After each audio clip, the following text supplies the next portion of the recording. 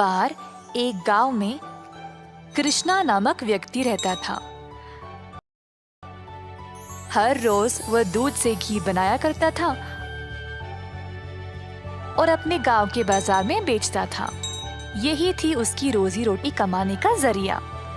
अपने शुद्ध और मजेदार घी के लिए कृष्णा बहुत मशहूर था।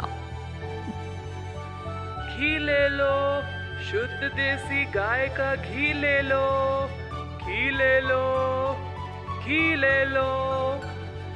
एक दिन एक मिठाई वाला सुंदर ने कृष्णा को बुलाया और 1 किलो घी के लिए मांगा। कृष्णा गया उसके पास। कृष्णा भाई, मुझे 1 किलो घी चाहिए।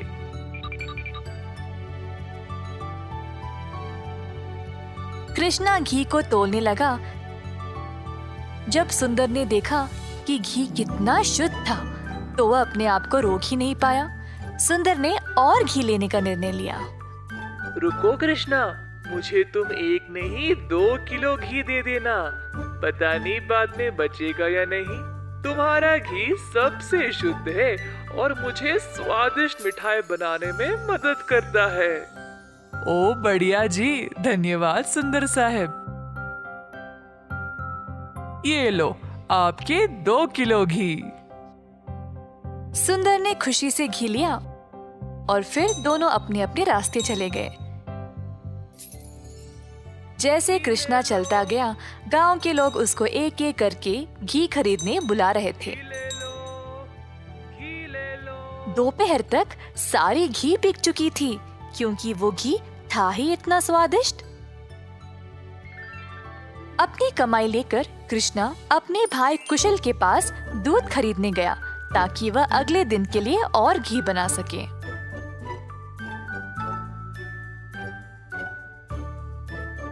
हर रोज कुशल देखता था कि उसका भाई बहुत घी बेचकर अच्छा पैसा कमा रहा था और उसका कारोबार दिन पे दिन और भी ज्यादा बढ़ने लगा।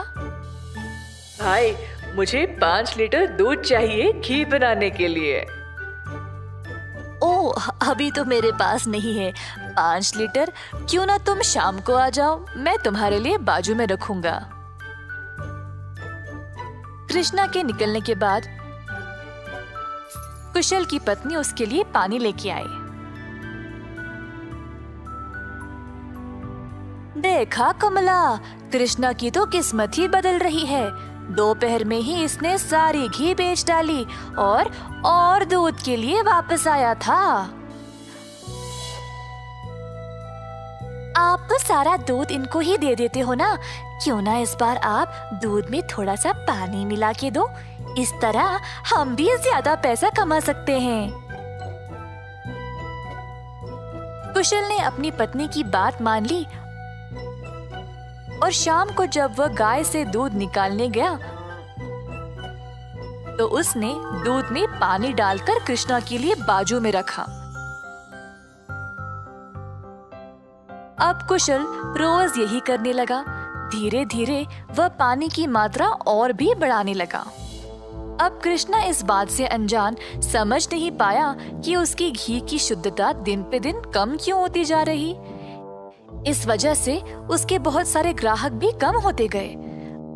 अब कृष्णा दूध की गुणवत्ता को जांचना चाहता था, तो उसने दही जमाया। जब दही जमा, तो उसने ऊपर इतना सारा पानी देखा। शायद गाय की सेहत ठीक नहीं है, इसीलिए अच्छा दूध नहीं दे रही होगी।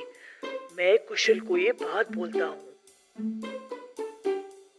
जब कृष्णा कुशल के घर गया, तो उसने अपने भाई और उसकी पत्नी को दूध में पानी मिलाते हुए देख लिया।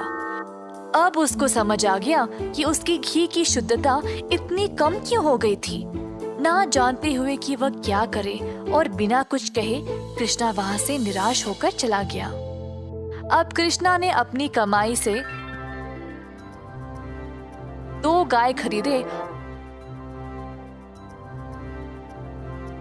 और खुद दूध निकालना शुरू किया।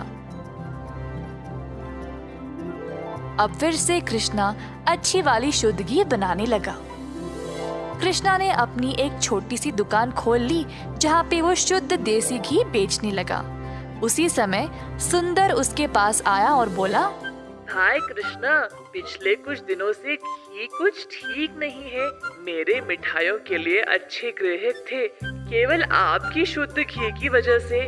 उम्मीद है अब आप अच्छा घी बना रहे हो। मैं चाहता हूँ कि मेरे ग्राहक वापस आ जाए। आप ये 2 गाय देख रहे हो, ये मैंने ही लाए हैं अब खुद दूध निकालने। अब से मैं ही दूध निकाल रहा हूँ, तो आज से घी भी सबसे बढ़िया मिलेगी। जैसे दिन बीतते गए, अब कृष्णा से और लोग घी खरीदने लगे। कुछ ही दिनों में कृष्णा ने और गाय खरीदे। उसने कुछ नौकरों को अपनी दुकान पर काम पे भी लगाया, हाथ बटाने के लिए। अंततः कृष्णा काफी अमीर बन गया और ईमानदारी से अपना कारोबार चला रहा था। इसी दौरान कुशल, जिसने अपने ही भाई की प्रतिष्ठा को बर्बाद करने की कोशिश की, गांव में अपने मिलावटी दूध के लिए पकड़ा गया। अब कुशल दूध भी नहीं बेच पाया और जल्द नुकसान में पड़ गया। उसे समझ नहीं आया कि अब वह क्या करे। कुशल को अपनी गलती का एहसास हुआ और अपने भाई से माफी मांगने गया। उसने कृष्णा से भीख मांगी माफी के लिए और नौकरी के लिए, ताकि वह अपने कर्जों को चुका सके। दयालु कृष्णा ने तुरंत अपने भाई को क्षमा कर दिया और गायों और कामगार की देखरेख के लिए काम दे दिया।